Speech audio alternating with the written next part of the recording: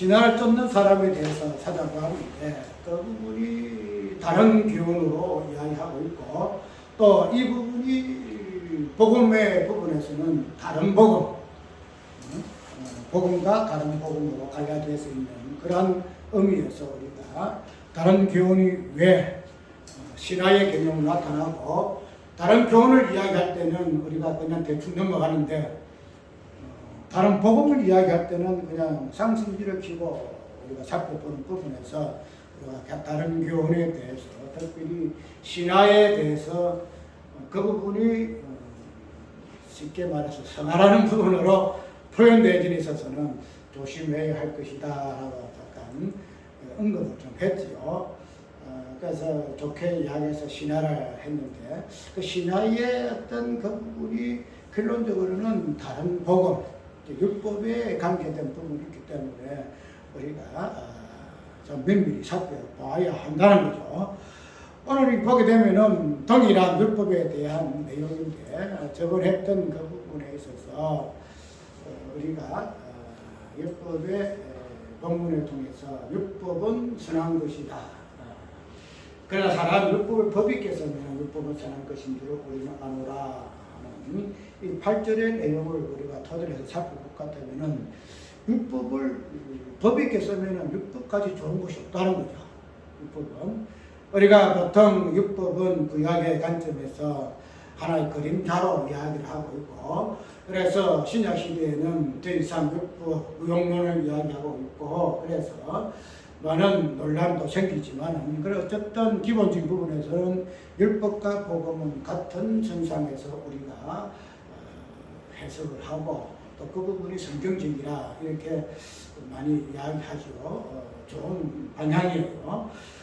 그래서 그러한 부분에서 오늘 본문 속에서도 율법은 선한 것이다. 율법은 선한 것이다. 왜 선하냐? 율법을 법이 깼으면 좋은 거다 이 말이다. 율법을 법이 깼으면 다른 말로 말해서 율법을 악용하게 되고 율법을 법이 깼지 못하게 되면은 다른 말로 율법은 악한 법이 되는 게 악법이 되는 거죠.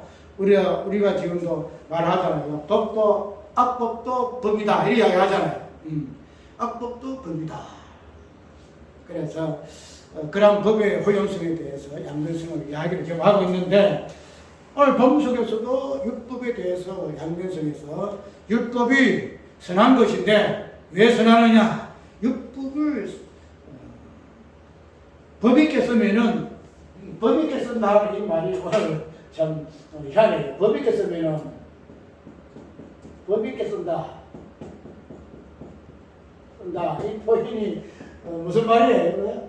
일법이 있어서 이 깼으면은 선하다. 선하다 이 말이죠. 선하다.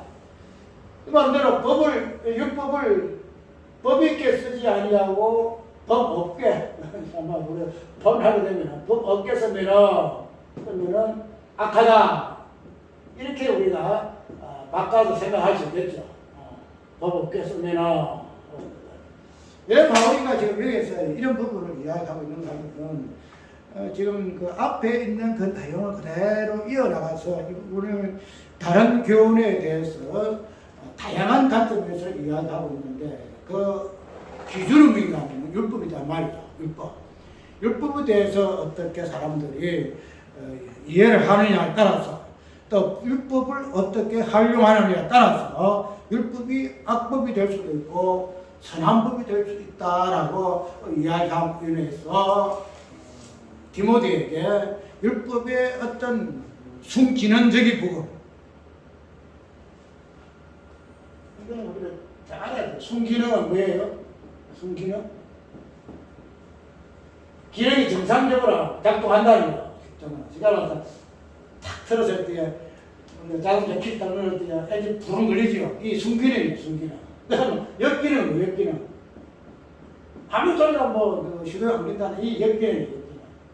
그 율법의 순기능이 무엇인가 하는 부분을 이야기하고 있고 그래서 그러한 역기능의 율법을 활용하는 자들에 대해서 삼가하라 하는 의미에서 지금 이야기를 지금 하고 있다는 거죠. 그래서 그 율법의 선한 부분에서 연결점이 믿음으로 이야기하고 있다. 저번 2부 예배 때는 우리가 잠깐 뭘 생각했죠? 동일하게 하나님의 경륜, 믿음 안에 있는 하나님의 경륜을 이야기를 약간 했었어요. 그래서 이 경륜이라는 이런 부분도 우리가 율법과 관계가 있죠. 율법과 설교한 부분은 우리가 알기로 이때까지 경륜은 하나님의 그 경륜이라는 하나님의 구속을 어떻게 당신이 뭐 하나의 착오도 없이 계획대로 하나 그냥 해나가는가 그 경륜적인 부분에서 경륜을 이야기를 했는데 이 하나님의 어떤 경륜의 어떤 부분들이 그냥 구속이라는 이 부분을 하나님께서 차질 없이 당신이 그냥 하나 성취해 나가는 부분에서 경륜을 이야기했는데 이 경륜의 어떤 근원적인 이 부분에서 경륜은 뭐냐? 경륜은 하나님의 아들됨이다. 하나님의 아들됨을 만들어가는 것이 경륜이다. 이리 이야기했죠. 그래서 이 율법적인 이 부분에서 신화성을 쓰는 사람들은 자기의 그 사람됨을 똑같은 연결된 부분이에요. 자기의 그 사람됨을 벗어나서 신격화시키고 그것의 목표가 천사들이고 또 천사보다 또 뛰어난 어떤 영적인 존재로서 자기 자신의 어떤 지향점을 갖고 있다 이렇게 이야기를 했죠. 그래서 율법이란 것은 사람과 관계된 부분인데 사람의 어떤 탈을 벗어나게 되면은 율법하고는 상관없는 존재가 되어진다. 이렇게 이야기했잖아요. 그래서 신화의 이 어떤 사상 자체가 사람을 틀을 벗고 신격화되어지는 그런 관점에서 그들이 해석을 하고 사상을 가지고 있기 때문에 천사를 원하기도 하고 그래서 신화를 이렇게 중심으로 해가지고 족보도 이야기를 하고 이런 부분에서 결론적으로는 율법과 상관이 없는 존재로 그들은 그래서 잘못되었다 이야기했죠. 그래서 율법이라는 것은 사람이 되어져야만이 사람을 통해서만이 율법을 안에서 사람의 본질이 드러나기 때문에 사람이 되어져야만이 율법과 관계성을 가질 수가 있다. 이 재론하는 거예요. 이런 것도 한번 또 대생들 한번 두 분 들으면 조금 이해 같겠죠. 그래서 사람이라는 이 부분을 하나님께서 당신의 아들, 성자됨이라는 아들됨을 통해서 이 부분이 이루시는데 이것을 경륜이라 이렇게 이야기를 하고 경륜이다 이렇게 이야기를 한다는 거예요. 우리가 이때까지 알고 있던 하나님 구속의 경륜이라는 이 부분을 그냥 슬슬쩍 이야기하는 것이 아니고 율법적인 부분에서 어떻게 하나님이 사람적인 관계에서의 어떤 모범적으로 당신의 아들을 사람되게 하셨는가 하는 부분에서 이것이 하나님의 경륜이다 이렇게 했어요. 그래서 이 부분들의 이야기를 또 하는가 하면은 서울의 정부가 질문을 하기도 하고 은사적인 부분도 안수 부분을 이야기를 하면서요. 하는데 그래서 다음에 할 때에 그 예정에 대해서 조금 서로가 이야기했으면 좋겠네. 그래서 예정이 두 가지 나누어져 있는데 이 두 가지 예정을 어떤 관점에서 볼 것인가 설명 좀 해주세요. 이렇게 이야기를 하더라고. 그래서 이런 부분들은 여기서 설교 들으면 다 이게 나와요. 해석이 나와요. 그런데 그거는 통화 중에 이야기할 것이지만 오늘 어쨌든 전체적인 부분이 율법적인 부분이고 이런 것들이 오늘 우리의 신앙생활에서 결코 무관하지 않다. 무관하지 않다. 옛날에 그때 시대에서의 사상, 철학이 신화성을 가지고 있고 뭐 특별하니까 뭐 그때 시대의 사상이지 오늘 우리하고는 상관이 없다 그런 이야기 하지만 그러나 우리의 모든 신앙의 어떤 힘 속에서는 이런 그때 당시에 이런 사상들이 변질되고 더 압축되어져 가지고 지금 오늘 우리에게는 현대 철학이라든지 현대 신학이라든지 그러한 집성체로서 우리에게 주어지고 있고 우리가 지금 그러면서 공부한다는 거지. 그래서 이런 속에서 우리가 모순적 잘못된 부분을 안다는 것이 단순하게 사도 바울과 디모데에게 그 시대에 디모데에게는 뭐 목회의 이런 부분을 이야기하는 내용으로 우리가 얘기해서 많이 되고 우리의 신앙생활의 어떤 핵심적 부분에서 우리는 부분을 분석하고 깊이 있게 이해하고 통찰하여야 할 그런 내용이더라 이 말이고. 그러나 오늘 보면은 제목이 영광의 복음을 쫓는 율법으로 사도바울은 율법을 이야기를 지금 하고 있습니다. 이야기하는데 그러면은 우리가 잘 알고 있는 그대로 율법과 이 복음이라는 이 부분은 좀 깨어있는 사람들은 다 이야기를 해요. 율법도 복음이고 복음도 율법이다 이런 이야기를 해요. 그게 다 맞아요. 그런 부분은 옛날에 뭐 율법은 뭐 그림자요 뭐 폐기되었고 지금은 복음 시대니까 필요 없다 뭐 이렇게 하는 것 잘못된 부분이지만 율법과 복음은 동일하게 이런 관점에서 본질적인 부분에서 그래요. 기능적인 부분에서는 다르나 본질적인 부분은 똑같다는 거죠. 그러면 그런 관점에서 우리가 율법과 복음을 위할 것 같으면 오늘 본문 속에서의 이 부분은 왜 사도 바울이가 영광의 복음을 쫓는 율법이라 이렇게 이야기를 했을까? 오늘 본문 그대로 한번 봐요. 보니까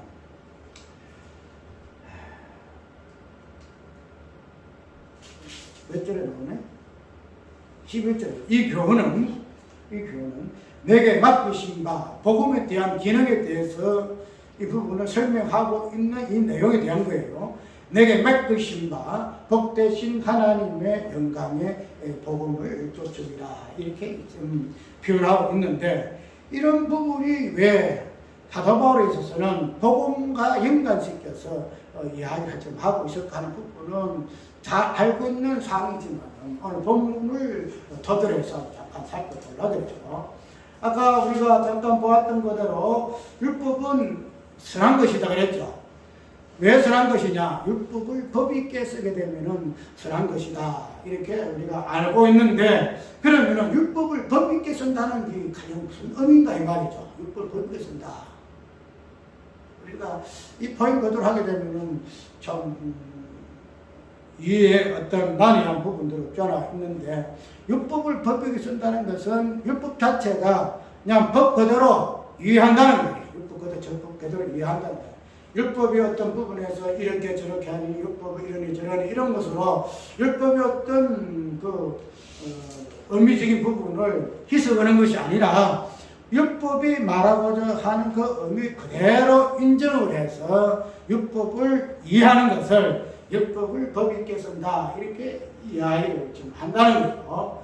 그러면 우리가 로마서에서도 보게 되면은 율법은 뭐라 그러죠? 율법은 보게 되면은 나와요. 7장 7절에서 또 24절에 쭉 보게 되면 율법을 통해서 우리가 죄를 안다 이렇게 이야기해요. 그래서 율법은 선한 것이다 이렇게 이야기를 하고 있고 그러한 율법으로 인해서 우리는 죄를 알기 때문에 1차적으로 율법을 법 있게 쓴다는 것은 율법을 통해서 죄를 아는 것이 율법을 법 있게 쓰는 거예요. 율법의 기능이 이거거든. 율법이라는 것은 죄를 알기 위해서 율법이 주어졌기 때문에 첫 번째 율법을 잘 쓴다는 것은 법을 쓴다는 것은 율법을 통해서 죄를 안다는 거지. 그게 1차적인 기능이고 그 다음에 24절을 보게 되면 사도 바울의 유명한 고백이 나오는데 어라 나는 공부한 사람이라 이래 가지고 율법의 어떠한 전제를 통해서 그 깊은 심층적인 부분을 자기가 살펴볼 때에 도대체 이 율법을 통해서는 내가 구원의 여망이 없구나. 죄밖에 안 나오는구나. 누구 표현대로 죄밖에 안 나오는구나.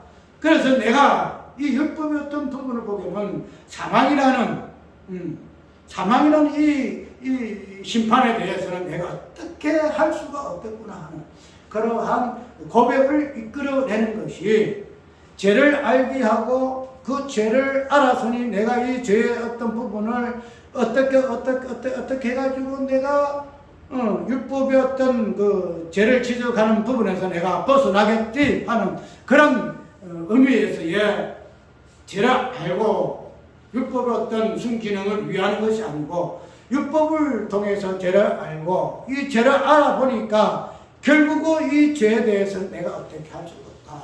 그래서 내가 마음으로는 하나님의 법을 육체로는 죄로 섬긴다. 이렇게까지 고백하게 되어지는 것을 우리가 볼 수가 있죠. 그래서 율법이라는 부분은 우리가 죄를 통해서 만물의 그 본질을 아는 것이 율법의 어떤 순기능인데 여기에서 왜 바울이가 법 있게 쓰면 선한 것이라는 표현을 꼭 굳이 했을까? 그냥 율법은 그냥 그대로 있는 거대로 우리가 알고 있는 거대로 율법은 죄를 알게 하고 이 부분에서 결과가 무엇인가 우리가 다 아는데 왜 그래서 율법을 법 있게 쓰는 것이라는 표현으로 이야기하고 있는가 하는 부분에서 우리가 살펴볼 부분이 있다는 거죠. 법 있게 쓰는 부분에 있어서 선한 것인데 다시 한 대로 법 없게 쓰게 되면은 이 법 자체가 악하다는 말이죠. 악하다는 거. 그러면 어떠한 자가 이 율법을 법 있게 쓰고 율법을 법 없게 쓰는가 하는 부분 우리가 살펴보았죠. 이게 대표 보면은 9절부터 그 부분 좀 나오잖아요. 율법에 법은 옳은 사람을 위하여 세운 것이 아니다. 오직 불법한 자, 복종치 아니한 쭉 보고 거룩하지 아니한 자와 막론된 자며 악의를 치는 자며 어미를 치는 자며 사인하는 자며 제 목록이 나와요. 나오는데 이러한 목록을 통해서 율법의 어떤 순기능적인 부분을 옳게 쓰게 되면은 이 율법 자체가 선한 거예요. 쉽게 말해서 율법이 말하는 이 제 목록들을 통해서 제가 이런 것이구나 또 이런 죄로 인해서 나는 죄인 되었구나 하는 부분으로 이해가 되어지게 되면은 율법을 법 있게 쓴다 이 말이죠. 그런데 그렇지 아니한 사람들이 지금 있다는 거야. 그렇지 아니한 사람들이. 어느 사람들이냐?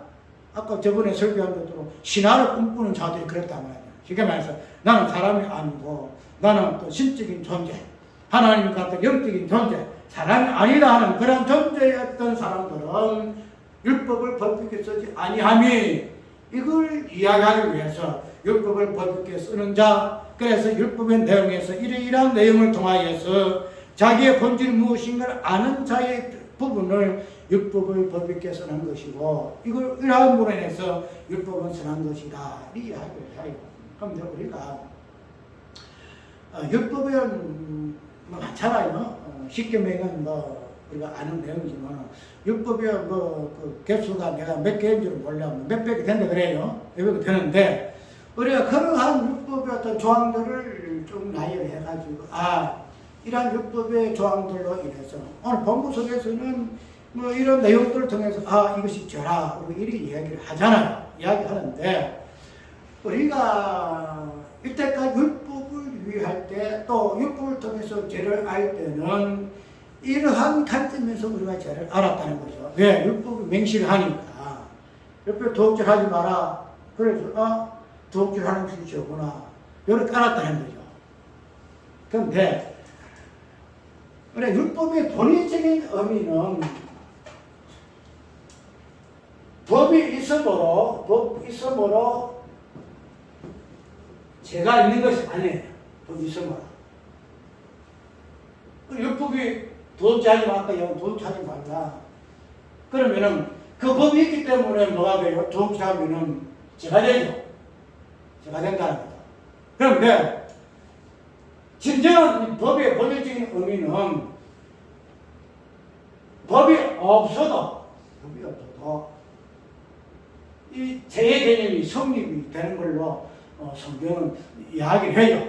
그런데 거기 그냥 법이 없을 때는 법으로 죄를 여기지 아니했다 뿐이지 죄라는 본질 의미는 있다는 거예요. 근데 그 죄가 법이라는 이 성문화된 이 내용을 통해서 구체적으로 죄라는 것이 이런 것이구나 드러났다는 거예요. 우리가 이런 부분에서 법 없이 죄가 우선적인 부분을 우리가 이해를 하는데 그보다도 더 진보적인 그 법에 대한 내용인가면 쉽게 이야기합니다. 우리가 여자와 남자가 있죠. 여자와 남자가 있죠. 남자죠. 우리가 여기에서 여자와 남자의 개념이 노는데 여자와 남자에서의 노는 개념이 뭐예요? 여자와 남자 개념에서 여자와 남자의 개념이 보면은 이 간음의 간음. 남자와 여자가 간음을 안 해도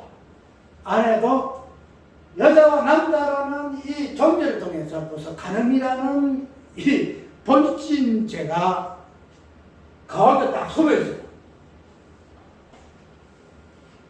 그러면은 오늘 우리가 모든 사람들의 어떤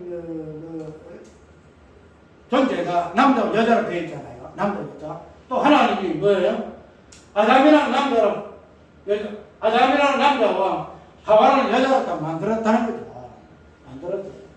그러면은 이런 여자와 남자를 만드신 이유가 뭐 남자 여자 결혼해가지고 생육하라 하는 그 부분에서 하나님께서 남자와 여자의 어떤 부분을 만드셨다가 우리가 정상적으로 이해를 하는데 어떤 율법적인 기능을 보게 되게 되면은 여자와 남자를 만드신 근본적인 이유는 뭔가 하면은 간음의 죄를 드러내기 위해서 하나님께서 여자와 남자를 만들었어요. 여자와 남자. 그래서 우리가 때까지는 여자와 남자가 있어. 그런데 여자는 여자도 남자도 잘 살게 되면은 그 자체가 간음이라는 것은 형성이 안 되잖아요. 쉽게 말해서 남자든 여자든 행위를 해야만이 간음이라는 행동을 해야만이 이 간음죄가 성립된다는 거예요. 쉽게 말해서 행동을 해야 죄가 성립되는 걸로 오늘 이때까지 이해를 했다는 거예요. 근데 하나님 입장에서는 뭐예요? 남자와 여자의 만드는 어떤 다른 의도가 있어요. 생육이라는 요법은. 생육이라는 요법은 우리가 쉽게 말하면 하나님이 그냥 번성하라. 생육하라 번성하고 충만한 마음으로 통치하라 이런 부분에서 우리가 번입하는 하나님 여자와 남자의 어떤 부분을 통해서 생육이라는 그 개념을 끌어내는 그 자체가 뭔가 하면 결론은 가능해요. 가능. 남자와 여자 결혼해가지고 생육하죠. 생육하는데 이 생육이라는 요 개념 그 자체가 성경에 보게 되면 두 가지 나와요. 두 가지. 하나는 하나님의 약속에 의한 생육. 약속에 의한 생육. 하나님의 언약이 없는 생육. 생육 나와요. 그 때문에 우리가 하나님의 어떤 언약 관점에서 생육을 이야기를 하게 되게 되면은 그건 가능 안 해요. 그런데 그 부분이 없을 때는 뭐예요? 생육 자체가 가능해요. 가능. 가능이라는 것은 여자는 남편이 있는데 하고 또 뭐 해야 이래 가능 안 해요.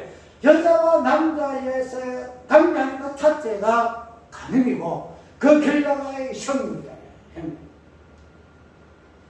그러면 우리가 이때까지 생육 자체를 하나님이 남자와 여자를 만드시고 또 법령 백규를 이렇게 해서 이렇게 하는 것 자체는 하나님께서 그냥 좋은 의도로 만드셨다.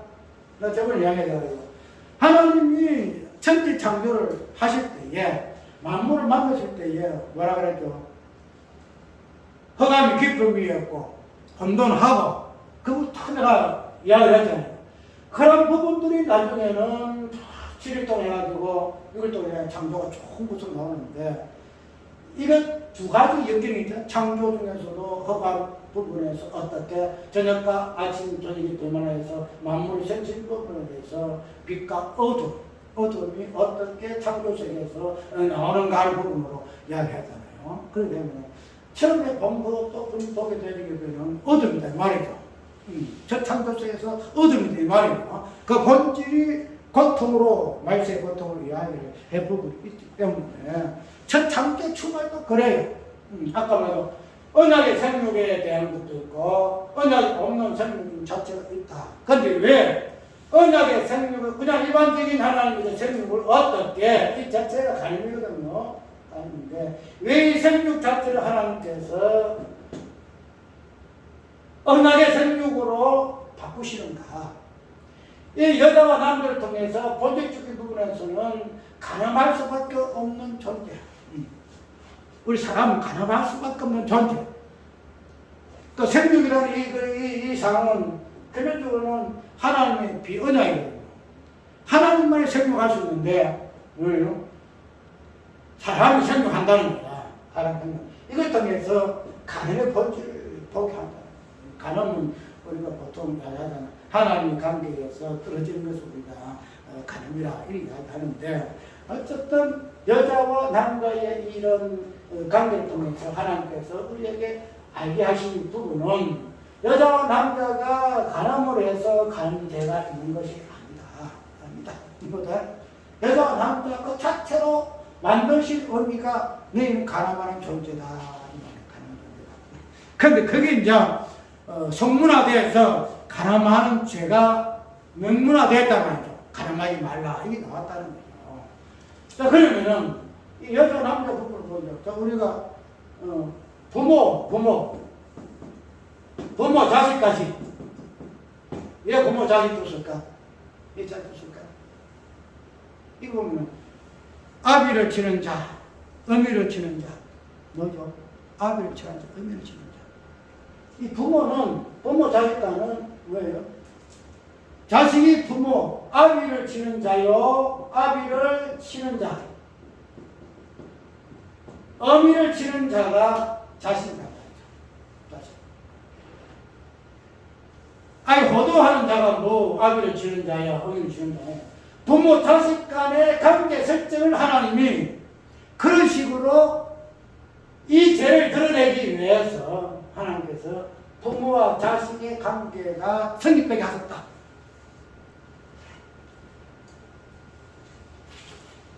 성경은요, 우리가 단순하게 그냥 비상적으로 봐서 결코 안 되고, 근원적인 부분을 우리가 살펴보게 되게 되면, 그래서 이러한 어떤 본질적인 부분을 보게 되게 되면, 우리 그 자체가 뭐 행위함으로 인해서 죄가 되고, 죄가 없고가 자체가 아니다, 이 말이죠.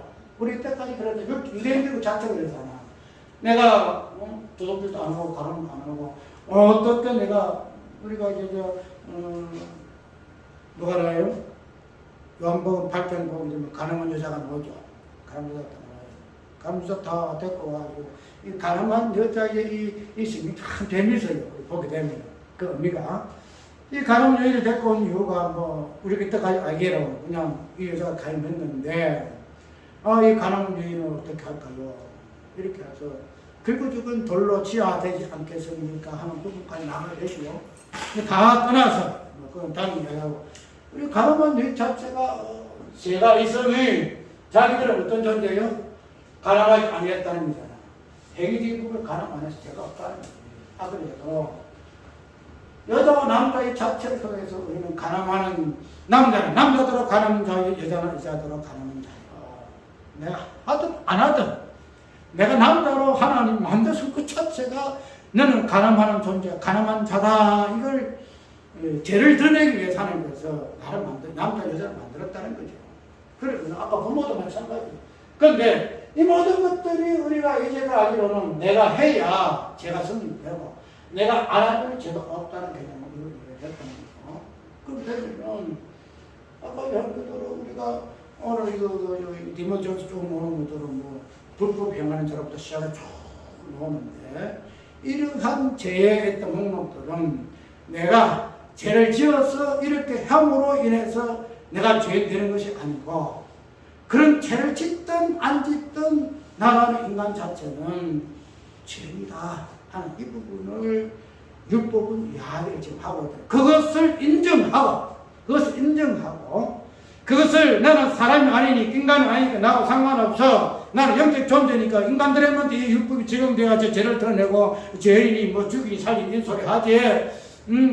우리 같은 사람이면 이런 것이 상관없어. 그런 한 자도 있겠지만 그러나 그렇지 아니하더라도 내가 부모를 안 쳤으니까 내가 부모를 치는 자가 아니다. 이거 아니다 말이야. 이미 너는 부모와 자식 간에 관계가 있으면 나는 어미를 치는 자요 아비를 치는 자다. 내가 남자 여자 돼 있으면 이미 가늠한 자다. 안 하더라. 그런 부분에서 율법의 본질적인 부분의 그 순기능을 찾아라. 그것을 알아라. 그것을 뭐한다? 율법을 법있게 쓰는 것이다. 법있게 쓰는 것이다. 이것에 대해서 바울은 영광의 복음을 쫓는 것이다. 영광의 복음. 복음은 뭐예요? 예수 그리스도 복음이잖아. 예수 그리스도의 복음 자체의 본질이 이런 거예요. 우리가 고로반의 이야기도 좀 나오잖아요. 고로반. 마가복음 19장 보게 되면 고로반 이게 나오는데 이 고로반의 이 의미도 동일하거든요. 그들이 내 손에 우리는 죄가 없다. 이런 이야기를 많이 하는 부분에서 이런 사건들이 다 나오는데 여기에서 하나 조금 첨부할 것 같으면 우리가 그 가늠한 여인이 나왔는데 그 여인의 어떤 사건 속에서 우리가 이게 뭐 죄가 있는 자가 없는 자 이 부분을 가리기 위해서 이 사건을 죄가 없는 자가 돌로 치라 이렇게 이야기를 했다 이렇게 하는데 이 사건 속에서의 쭉 내용을 볼까 하면 우리 이런 부분과 이 복음의 뭔가를 우리에게 가르쳐주는 내용이 들어있어요. 왜냐하면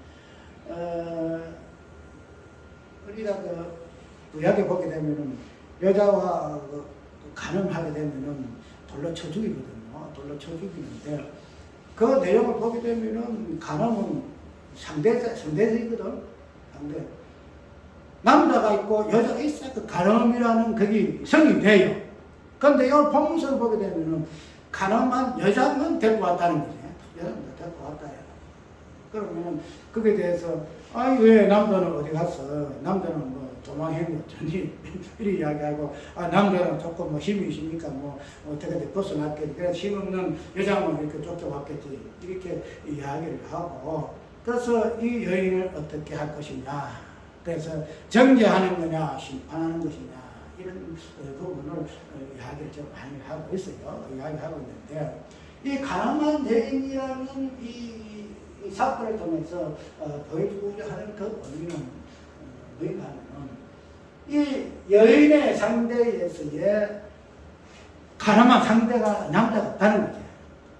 그들은 뭐 도망가는 뭐 어쩌니 이런 핑계 되고 있는데 근데 이 성경에서 말하고는 이 가늠한 여인에 있어서의 그 상대는 뭐냐면 상대는 여자 그 다음에 남자 있어야 돼. 남자는 누굴까? 남자.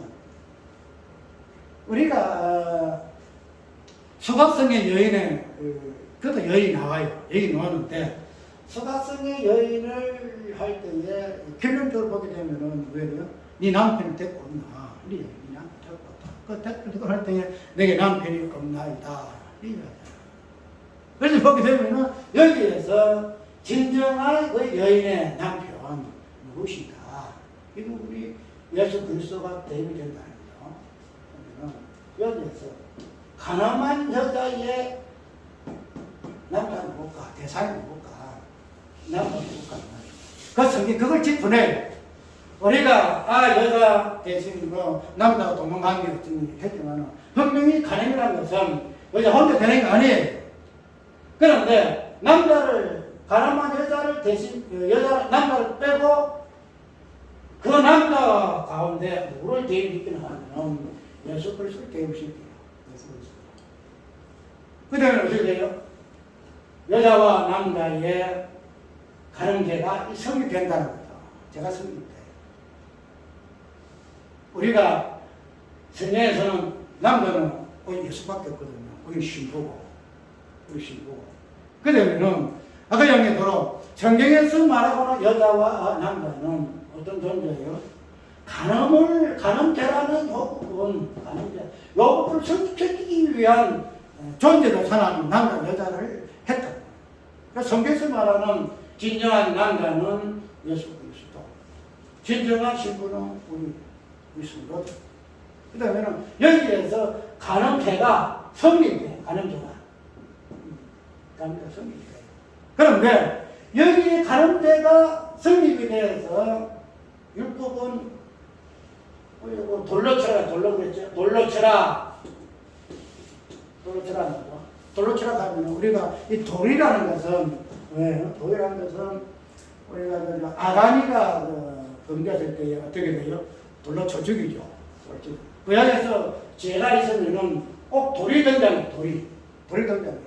돌로 쳐 죽이죠. 부모 안식일을 부모에다 돌로 쳐 죽이지요. 부모를 갖다가 어찌하는 것도 돌로 쳐 죽이죠. 그래서 돌은 뭐예요? 죽으면 대명사라. 대명사야. 돌하면 죄야. 돌하면 죽음이야. 그러면 여기에서 돌로 침을 당하여야 할 여자의 부분에서 우리는 그냥 아까 예를 들어 어떤 행위적인 부분에서 여자지만은 행위적인 부분에서 남자가 없음을 인해가지고 남자 부분을 배제를 하잖아요. 빼버리잖아. 그런데 아까 예를 들어 선에서 말하고자 하는 이 죄는 내가 함으로 인해서 제가 성립되지는 것은 아니다. 내가 함으로 인해서. 내가 하든 안 하든 남자라는 이 존재는 뭐예요? 여자에 대해서 상대적으로 간음의 상대다. 간음의 상대. 간음죄에 될 수밖에 없는 상대다 이 말이죠. 그러면 예수님이 예수님도 간음했어. 그래서 안 그래요? 간음할 것도 없어요. 그런데 여자에 대해서 간음자의 상대적으로 예수님이 등장하신 거예요. 그래서 돌의 개념, 돌은 죽음을 얘기하잖아요. 여자가 죽음을 당하여야 할 그 어떤 부분에서 돌의 개념으로서는 돌은 그런 줄은 누구를 이야기하죠? 돌은 반석 때는 예수 그리스도 떠인 돌, 정에서 떠인 돌. 계시록 보면 떠인 돌, 또 뭐야? 땅에서 보면 떠인 돌 나오나? 그거 나오잖아, 돌. 그래서 이러한 우리가 때까지 알기로는 우리는 내가 하고 안 하고 위해서 행위, 제가 성립하지 않으면 예수 입장에서는 그게 아니야. 당연 그 자체의 근원적인 부분에서 남자의 어떤 범죄를 타고나신 분이신 예수님이시기 때문에 본질적인 죄가 예수의 남자에 있다는 거예요. 특별히 간음죄 있다는 거예요. 그렇게 되면은 아까 우리 예수님은 우리 인간의 모든 죄를 지고 행위적인 부분을 직접 하는 근본적인 부분에서 죽어 있어야 할 그런 죄의 근원을 가진 분이 예수 그리스도시다. 그래서 십자가에 둘 수밖에 없는 분이시다. 그렇게 이 이야기를 한다는 거죠. 어쨌든 이 부분을 좀 깊이 생각해 봐야 되고 왜 예수님이 이러한 역할로 등장하시려 하는가 하는 부분 좀 생소한 부분이지만 한번 깊이 생각을 해보세요. 어쨌든 오늘 영광의 복음을 쫓는 그 율법에 대해서 율법이라는 것은 이러한 것이다. 우리가 알고 있는 그러한 어떤 의미에서 율법이 아니고 행위에 의해서 죄가 있고 없고의 부분을 결정하는 율법이 아니고 없어도 본질적으로 우리는 율법의 정죄를 받을 수밖에 없는 존재다. 존재다. 그런 부분에서 우리가 율법을 법 있게 쓰자. 법을 통해서 내 존재가 하나님께서 이러한 기능들을 통해서 나를 정죄시키는가, 나를 돌출내는가. 그것은 오라의 십자가의 고통에 함몰될 수 있도록 하기 위해서 그러한 존재로서 율법을 주셨다. 그걸 아는 것이 율법을 법 있게 쓰는 자다. 쓰는 자다. 그러니까 우리는 이러한 부분에서 율법의 기능을 이해를 하고 오늘과 같이 이러한 율법에 대해서 잘못된 오용을 해가지고 율법의 다양한 모습으로 변질이 돼가지고 그냥 다양한 현대 철학으로 현대 신학으로 나오는 부분에서 우리가 좀 경각심을 가지고 이 부분을 분석을 하고 분별을 해내는 그런 신앙의 지혜가 우리에게 있어야 할 것입니다.